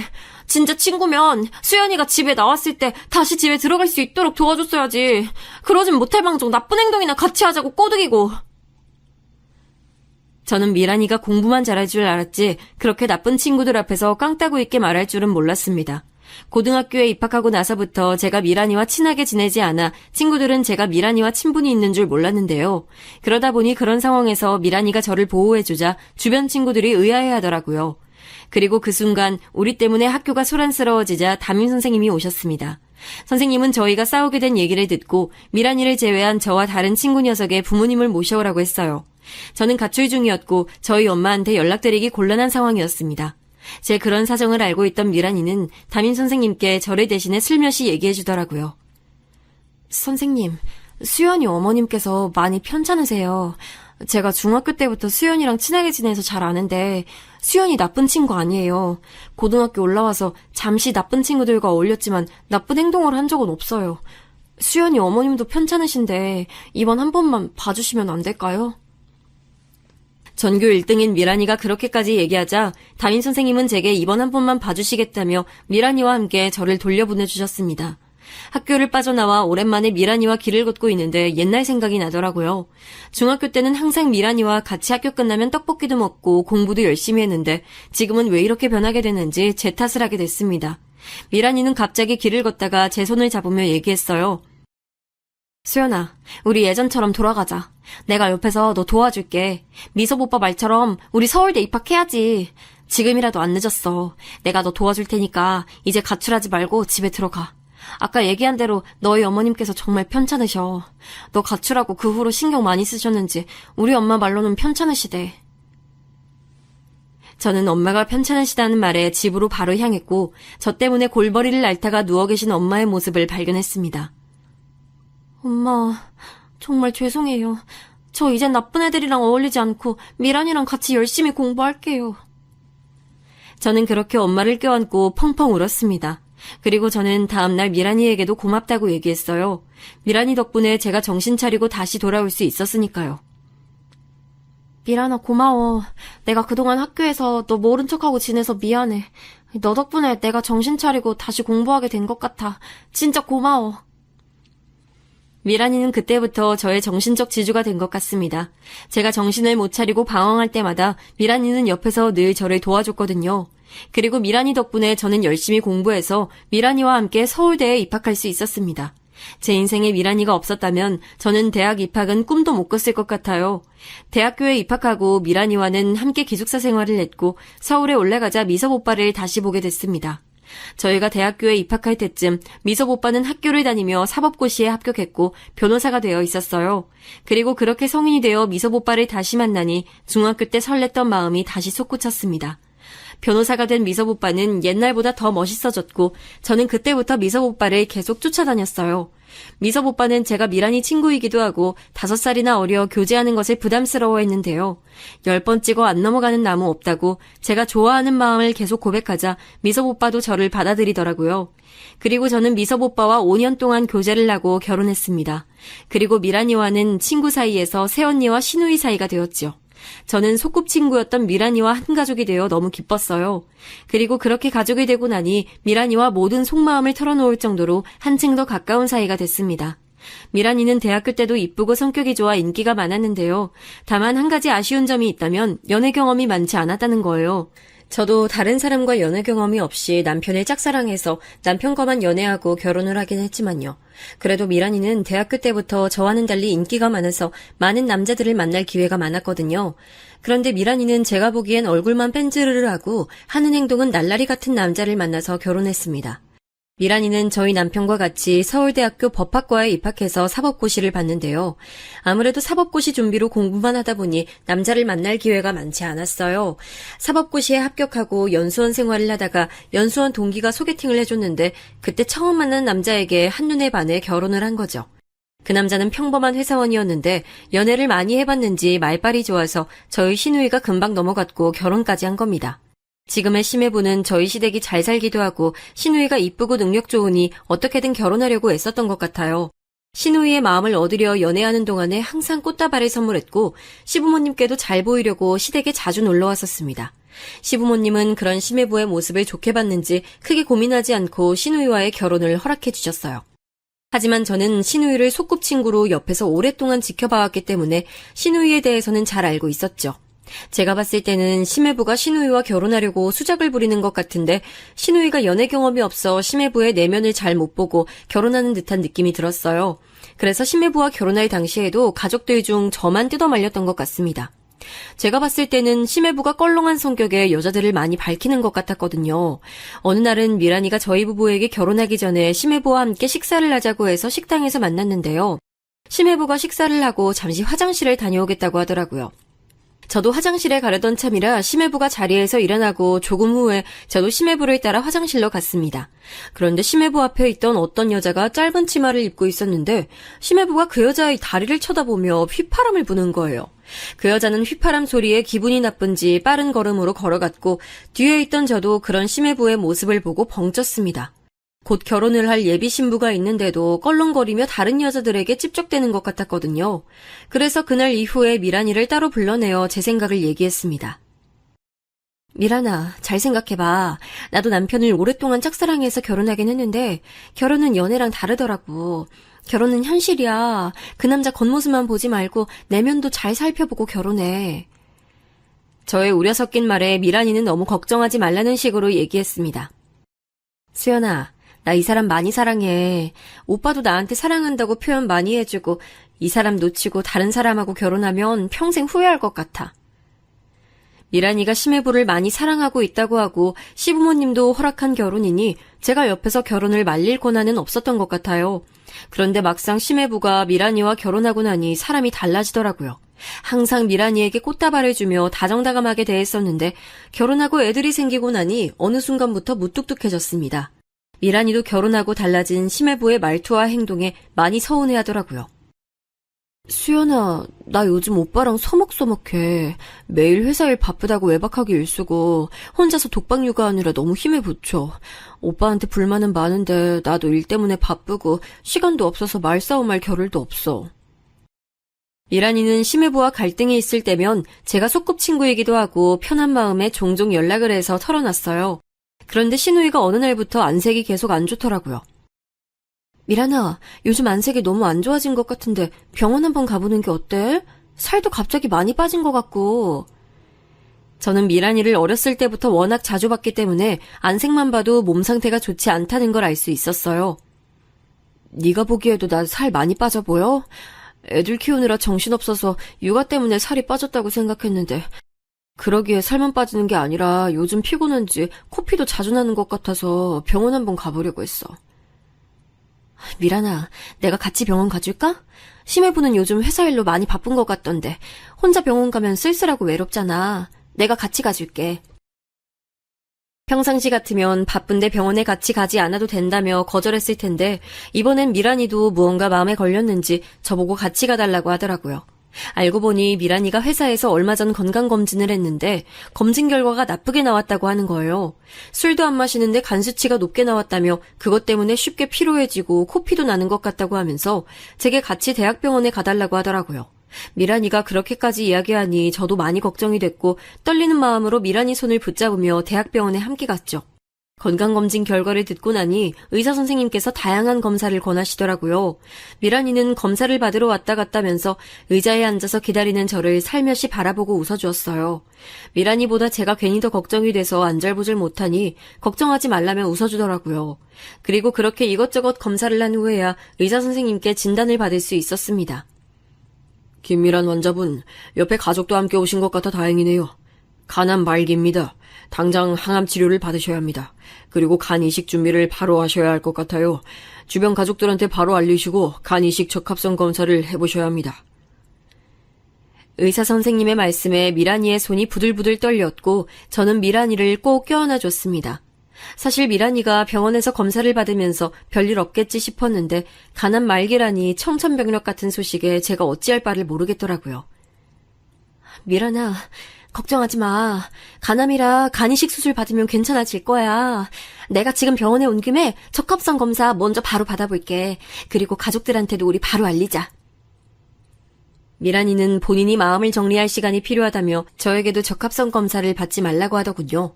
저는 당장이라도 미란이에게 제 간을 이식해주고 싶었지만 암 선고를 받은 미란이의 마음을 헤아려 아무 말도 할 수가 없었어요.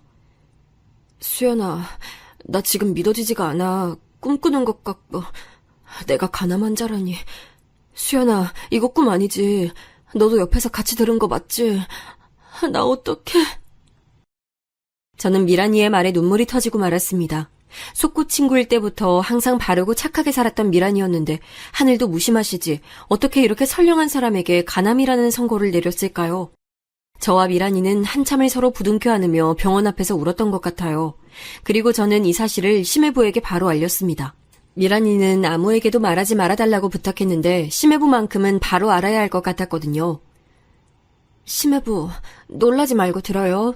미란이랑 지금 병원 다녀오는 길인데요. 간암 말기라서 지금 당장 간이식 수술을 받아야 한대요. 심해부가 일단 적합성 검사를 먼저 받아야 할 것 같아요. 제 말에 심해부는 당황한 듯한 목소리이긴 했지만 당장에 울지는 않더라고요. 우리 미란이가 지금 간암 말기라고 하셨어요? 그럼 간이식 못 받으면 죽는 거예요? 적합성 검사는 저만 받아야 하는 건가요? 저는 미란이랑 같은 핏줄이 아닌데 저보다 장인 장모님이나 형님들이 먼저 받아야 하는 거 아닌가요? 심해부의 말에 저는 화가 났습니다. 같은 핏줄이 아니라서 본인이 적합성 검사를 받아야 할 이유를 모르겠다는 식으로 들렸거든요. 당연히 남편이면 맞든 안 맞든 적합성 검사를 받아야 하는 거 아닌가요? 적합한지는 병원에서 판단해주는 거고요. 당장의 미란이를 살려내려면 간이식이 필요한 상태인데 저런 식으로 심해부가 얘기하자 제 입장에선 어이가 없더라고요. 심해부, 잘 들어요. 간암이 일반적인 질환이랑은 다른 거 아시죠? 그냥 약 먹어서 치료하면 낫는 병이 아니에요. 당장 방사선 치료도 받아야 되고 항암 치료도 받아야 되고 무엇보다 간이식하지 않으면 죽을 수도 있어요. 저는 심해부가 미란이가 아프다는 사실을 알고 옆에서 당장 병원에 입원해 치료를 받을 수 있도록 설득해달라고 전화를 한 거였어요. 그런데 자꾸 이상한 말을 해대니 화가 나더라고요. 네, 알겠습니다. 저한테 연락 주셔서 감사드려요. 퇴근하고 미란이랑 이야기해보고 바로 병원에 입원할 수 있도록 할게요. 저는 귀찮다는 듯이 말하는 심해부가 믿음직스럽지 않았지만 미란이를 설득해 얼른 병원에 데리고 가길 바랐어요. 그리고 그 다음날 미란이에게서 직접 연락이 오더라고요. 수연아, 어제 오빠한테 바로 전화했다면서 나 당장에 병원에 입원할 생각 없어. 며칠 뒤면 우리 엄마 칠순인데 다 같이 펜션 잡아서 놀러 가기로 했잖아. 좋은 날 나 때문에 망칠 순 없어. 그때까지만 다른 사람한텐 절대 말하지 마. 특히 우리 엄마한테는. 아가씨는 곧 있을 시어머님 칠순잔치까지 저에게 암 선고 사실을 비밀로 해달라고 부탁했어요. 사실 시어머님께서 1년 전 유방암 진단을 받으시고 항암 치료를 받으시다가 얼마 전 유방암 수술을 받으시고 완치 판정을 받으셨거든요. 재발 가능성이 있어 꾸준히 유방암 검사를 받기는 해야 하나 지금은 건강을 많이 회복하셨어요. 그래서 가족들이 시어머님의 칠순 생신 겸 유방암 완치를 축하하기 위해 가족들끼리 여행을 가기로 한 거였죠. 저는 이번 시어머님의 칠순잔치를 망치기 싫다는 미란이의 굳건한 결의가 전화 너머로 느껴져서 알았다고 얘기했습니다. 그리고 미란이가 걱정되어 매일 집에 찾아갔어요. 제가 미란이가 아프다고 하는 소식을 심해부에게 바로 전달한 이유는 심해부가 미란이가 쉴 수 있도록 육아도 도맡아 하고 집안일을 했으면 하는 것 때문이었는데 미란이의 암 선고 전후로 변한 게 없더라고요. 심해부는 여전히 회사 일이 바쁘다는 핑계로 밤늦게 들어오거나 외박을 했습니다. 수연아, 매일 이렇게 찾아와주지 않아도 되는데 그래도 네 덕분에 내가 이렇게 쉴 수 있는 것 같아 고마워. 나 혼자 지금 이 시기를 견뎌내고 있었다면 많이 힘들었을 텐데 네가 있어서 마음의 짐이 한결 가벼워졌어. 그동안 미란이는 제가 방황할 때마다 옆에서 소꿉친구로서 겉돌지 않도록 잘 잡아주었는데 제가 미란이가 힘들 때 옆에 있어주는 건 당연한 일이었어요. 그리고 며칠 뒤 시어머님의 생신이 다가왔습니다. 몇 개월 전부터 시어머님 칠순 파티를 위해 저희 가족은 펜션을 예약해뒀는데요. 온 가족이 다 같이 가는 여행이었습니다. 저는 아침부터 분주하게 여행 준비를 하고 있는데 심해부로부터 전화 한 통이 오더라고요. 미란이가 지금 몸 상태가 많이 안 좋은 것 같아요. 아무래도 병원에 다녀와야 할 것 같아서 저희 집은 좀 늦게 펜션에 도착할 것 같네요. 저희 늦는다고 상황 설명 좀 적절하게 해주세요. 사실 미란이의 몸 상태가 많이 좋지 않다고 하자 너무 걱정이 됐어요. 심해부 걱정 말아요. 가족들한텐 내가 잘 얘기할 테니까 병원 잘 다녀오시고 무슨 일 있으면 저한테 바로 전화 주세요. 마음 같아선 심해부와 함께 저도 병원에 가고 싶은 마음이 굴뚝 같았지만 시어머님 칠순 파티를 준비를 위해 펜션에 빨리 도착했어야 했어요. 저희 남편 밑으로 남동생이 2명이 있었고 모두 결혼을 했기 때문에 저에겐 동서가 2명이 있었는데요. 첫째 동서는 저보다 3살이 어린데 늘 저를 친언니처럼 잘 따라요. 첫째 동서네가 저희 집에 가깝게 살기도 하고 아이들 나이대가 비슷해서 가족들끼리 친하게 지내고 있는데요. 가끔 보면 성격이 불같아서 저희 첫째 서방님이 거의 잡혀 살더라고요. 그리고 둘째 동서는 저보다 6살 많은데요. 둘째 서방님이 5살 많은 동서와 결혼을 한다고 했을 때 시부모님께서 나이 때문에 결혼을 반대하시기도 했는데 막상 결혼하고 나니 딸 하나 낳고 너무 행복하게 잘 살더라고요. 둘째 동서는 저보다 나이가 많더라도 저를 깍듯하게 형님으로 모시는데요. 신사임당처럼 현명해서 동서이긴 하지만 제가 배울 점이 많아요. 저와 미란이는 동서들과 위아래로 나이 차이가 나지만 여자들끼리 따로 개모임을 해서 함께 여행을 다닐 정도로 친하게 지내고 있어요. 모두 외향적인 성향이기도 하고 무엇보다 같은 대학교를 나와서 그런지 공감대도 많고 사총사가 모이면 죽이 잘 맞아서 대화를 하면 끊이지가 않아요. 그래서 이번 시어머님 칠순 파티도 여자들끼리 모여 펜션에서 거하게 파티를 준비하자고 계획을 했던 거예요. 예정대로 미란이를 제외하고 저와 동서들은 펜션에 좀 더 일찍 모여 풍선으로 이쁘게 주변을 꾸미고 가족들이 모두 모여 먹을 수 있는 양의 음식을 준비했습니다. 시어머님 칠순잔치 준비로 정신없을 때쯤 뒤늦게 미란이와 심해부 그리고 시조카들이 왔더라고요. 그런데 미란이의 2 눈이 빨개져서 마치 한참 오른 듯한 느낌이 들었습니다. 그래서 재빨리 미란이의 손목을 잡고 끌어서 방으로 들어갔어요. 미란아, 병원에서 무슨 일 있었어? 오늘 아침에 심해부가 네 몸 상태 안 좋다고 하던데 의사 선생님이 뭐라고 하셨어? 미란이는 저의 물음에 제 얼굴을 보자마자 눈물을 흘렸습니다. 수연아, 나 아무래도 오래 못 살 것 같아. 간이식 당장 받지 못하면 죽을 수도 있대. 그리고 지금 몸 상태가 너무 안 좋아져서 간이식 수술 받더라도 죽을 확률이 높고. 저는 미란이의 말에 충격을 받았고 어찌할 바를 몰랐습니다. 미란아, 걱정 마. 네가 말하기 힘들면 내가 내일 가족들한테 얘기할게. 가족들부터 적합성 검사 받고 바로 수술 받으면 돼. 그리고 수술 받으면 괜찮아질 테니까 병원에서 한 말 너무 신경 쓰지 마. 저는 울고 있는 미란이를 진정시키며 달래줬습니다. 그리고 저희는 밖으로 나와 가족들과 함께 식사를 했습니다. 그런데 미란이가 식사를 하다가 기침을 심하게 하더라고요. 그리고 기침과 함께 피를 토해냈습니다. 그 모습을 본 가족들은 깜짝 놀랐고 미란이가 당황해하자 저는 이참에 가족들에게 사실대로 얘기하는 게 좋을 것 같아 어렵게 말문을 꺼냈어요. 아버님, 어머님, 그리고 가족 여러분 모두 놀라지 말고 들어주세요. 사실 아가씨가 얼마 전에 간암 말기 진단을 받았어요. 당장 간이식 수술을 받지 않으면 죽을 수도 있대요. 저의 갑작스러운 발언에 가족들 모두 당황했고 특히 시어머님이 충격을 받으셨는지 의자를 부여잡으시더라고요. 미란아, 네가 아무래도 나 때문에 간암에 걸린 것 같구나.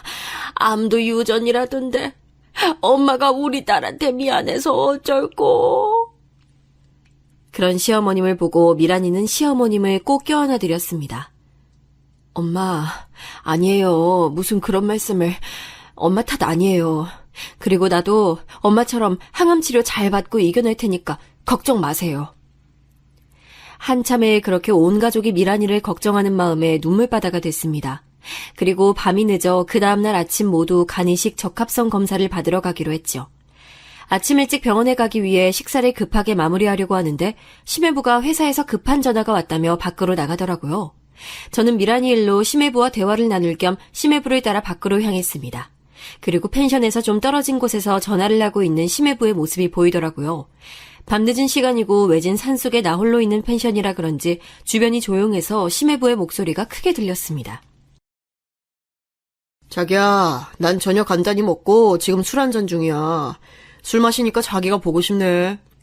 오늘은 가족 모임 때문에 우리 자기 못 만나러 가서 미안해. 그리고 좋은 소식이 하나 있는데.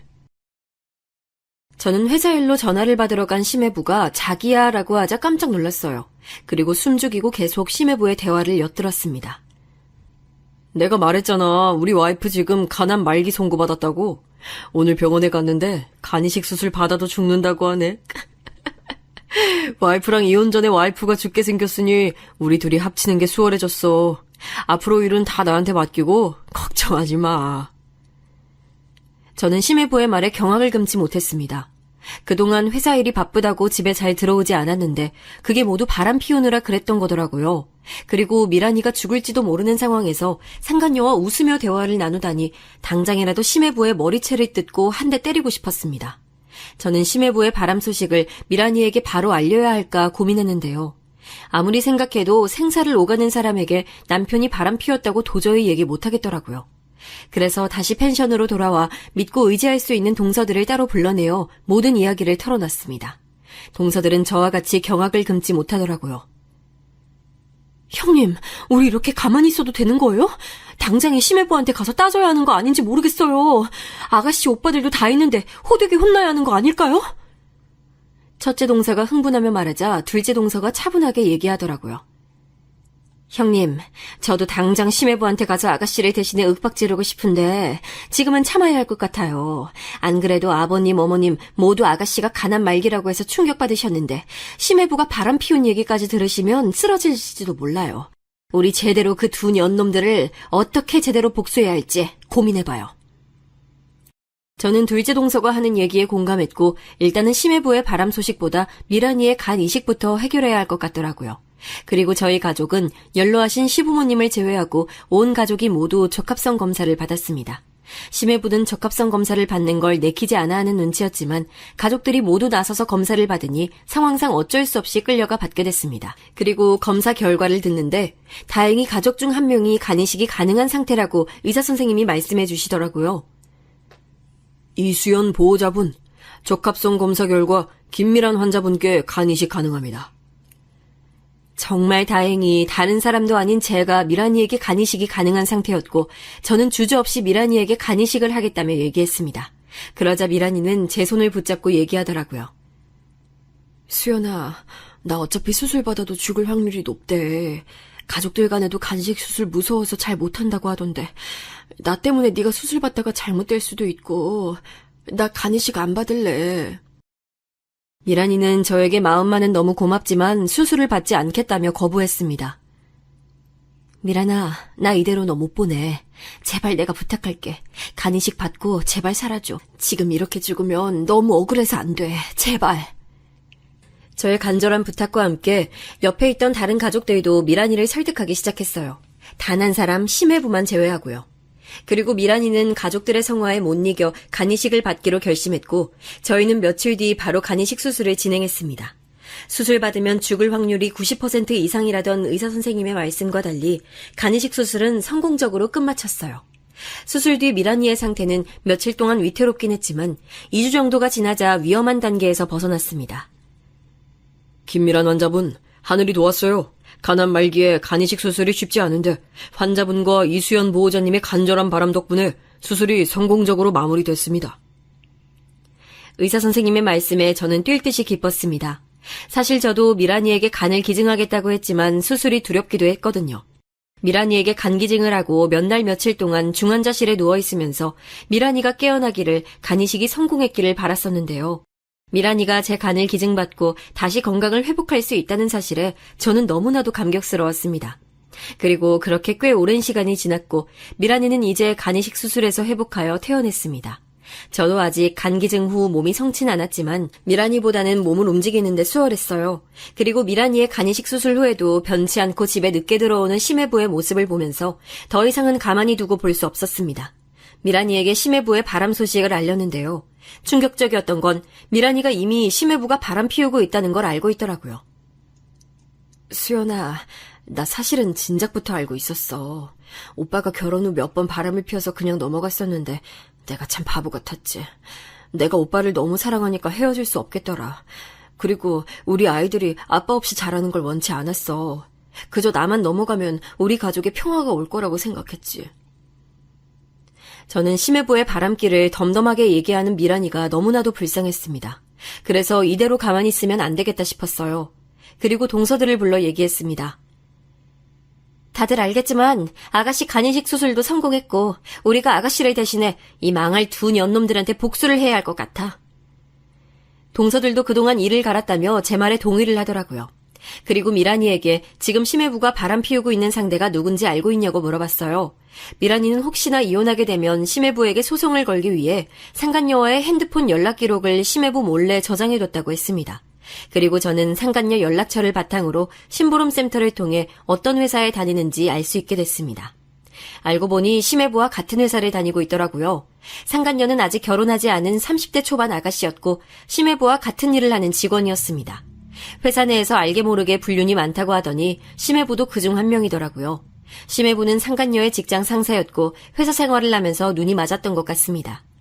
저는 어떻게 하면 두 년놈에게 통쾌한 복수를 할 수 있을지 곰곰이 생각했어요.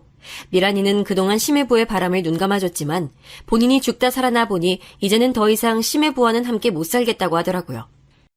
그래서 심해부보다 먼저 이혼 소송을 걸기로 했습니다. 간통법이 폐지됐기 때문에 심해부를 징역살이는 못 시키지만 심해부가 그동안 결혼 생활을 하면서 바람을 피웠던 증거를 미란이가 모두 모아두었기 때문에 위자료 청구 소송은 가능했습니다. 그래서 저는 어쩔 수 없이 변호사인 저희 남편에게까지 이 사실을 알렸어요. 남편은 여동생이 생사를 오가는 와중에도 심해부가 바람을 피웠다는 소식을 듣고 당장에 심해부를 찾아가 죽이고 싶다고 하더라고요. 남편의 말에 저는 100번 공감은 하지만 통쾌한 복수를 위해서는 가족 모두 심해부에게 섣불리 다가가면 안 되는 상황이었습니다. 남편은 미란이가 그동안 모아두었던 증거자료가 부족하다며 상간녀와 심해부가 애정행각을 벌인 사진이 필요하다고 했어요. 그래서 저는 동서들과 회사 근처에 몰래 잠복하고 있다가 심해부와 상간녀의 발자취를 따라 쫓아갔습니다. 둘은 이미 살림을 차렸는지 심해부는 상간녀가 거주하고 있는 오피스텔을 매일 드나들고 있더라고요. 그러다가 심해부가 지하 주차장에서 상간녀의 허리를 끌고 안고 입을 맞추는 장면을 포착했습니다. 그 모습을 실제로 보고 나니 구역질이 날 것 같았어요. 그렇게 몇 날 며칠 재잠복해서 저와 동서들은 사진 몇 장을 구해놓았고 정말 통쾌한 복수의 날을 손꼽아 기다렸습니다. 그날은 심해부 회사의 창립 기념일이었어요. 심해부는 회사에서 이사장이었고 창립 기념일 행사의 연설을 맡아 진행한다고 했습니다. 저와 동서들은 그날 행사장에 참석하기 위해 만반의 준비를 끝마쳤어요. 심해부와 상간녀 두 년놈들이 그동안 밖에서 벌인 해정행각들의 사진을 몇백 장 인쇄했고 확성기를 준비해서 행사장으로 향했습니다. 저는 그동안 미란이가 제게 어렸을 적부터 베풀어준 호의를 생각하면 미란이를 대신하여 심해부와 상간녀에게 제대로 복수를 해주고 싶었어요. 행사장에 도착했더니 수백 명의 사람들이 모여 앉아 있더라고요. 다행히 저희는 행사가 시작되기 직전에 도착했고 수백 명의 사람들 앞에서 두 년놈들의 애정행각 사진을 양쪽으로 뿌렸습니다. 사람들은 외부인 3명이 이상한 사진을 뿌리며 행사장 앞으로 나아가자 수근거리기 시작하더라고요. 그리고 저는 확성기를 꺼내들어 큰 소리로 외쳤습니다. 이기원 이사장님과 서희수 대리는 불륜 관계입니다. 지금 나눠드리는 사진이 그 증거예요. 이기원 이사장님은 암선고를 받은 아픈 와이프를 두고 서희수 대리와 불륜을 저지르며 애정 행각을 벌여왔습니다. 저 더러운 연놈들을 회사에서 추방해주세요. 제가 실명을 거론하며 확성기로 떠들어대자 심해부가 깜짝 놀라 제게 달려오더라고요. 여기서 지금 뭐 하시는 거예요? 이 사진들은 다 어디서 난 건데요? 어서 밖으로 나가지 못해요? 심해부는 저보고 밖으로 나가라며 밀쳐댔고 함께 행사장에 있던 동서들이 제 옆에 딱 달라붙어 심해부를 노려봤습니다. 심해부, 어디서 감히 우리 착한 아가씨를 두고 불륜질이에요. 상간녀와 입을 맞춘 그 더러운 입으로 양심 있으면 아무 말도 하지 말아요. 저희가 그런 식으로 면박을 주자 심해부는 보는 눈이 많은지 제발 나가달라며 부탁하더라고요. 나중에 다시 얘기해요. 제발 행사장에서 나가주세요. 계속 여기서 행패 부리면 저 경찰에 신고할 거예요. 저는 저희를 경찰에 신고하겠다는 심해부의 말에 흥분을 감출 수 없었고 화가 나서 행사장에 함께 있던 상간녀를 찾아 헤맸습니다. 몇 날 며칠째 잠복하며 심해부와 함께 봤던 얼굴이라 그런지 행사장에 있던 그 많은 인파들 중에 상간녀를 한 번에 찾을 수 있겠더라고요. 그리고 다른 사람들이 모두 들을 수 있도록 확성기를 들고 말했어요. 나이도 어린 년이 어디서 감히 불륜질이야! 유부남 만나서 그 짓거리하고 다니니까 좋니? 더러운 놈들끼리 만나서 언제까지 행복할 줄 알았어. 정신 차려! 제가 이렇게 얘기를 하니까 다른 직장 동료들이 상간녀를 모두 쳐다보기 시작했어요. 그리고 상간녀도 쪽팔렸는지 얼굴을 가리고 얘기하더라고요. 아줌마들 지금 여기가 어디라고 다 같이 모여서 행패해요. 저 아무 잘못 없어요. 남편 관리 못한 그 여자 잘못이지. 왜 나한테 와서 난리예요? 얼른 비키지 못해요?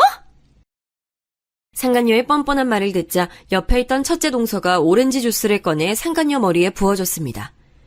정신 차려 이년아. 다른 사람 피눈물 흘리게 하고 행복하게 살 수 있을 것 같아?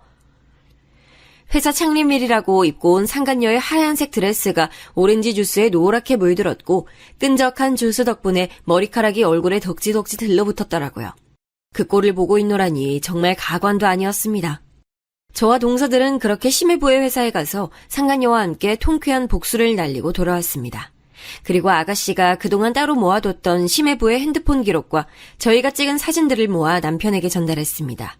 저희 남편은 미란이의 이혼 소송을 돕기 위해 심해부의 증거 자료를 전달해달라고 했는데 막상 그 자료들을 보니 화가 났나 봐요.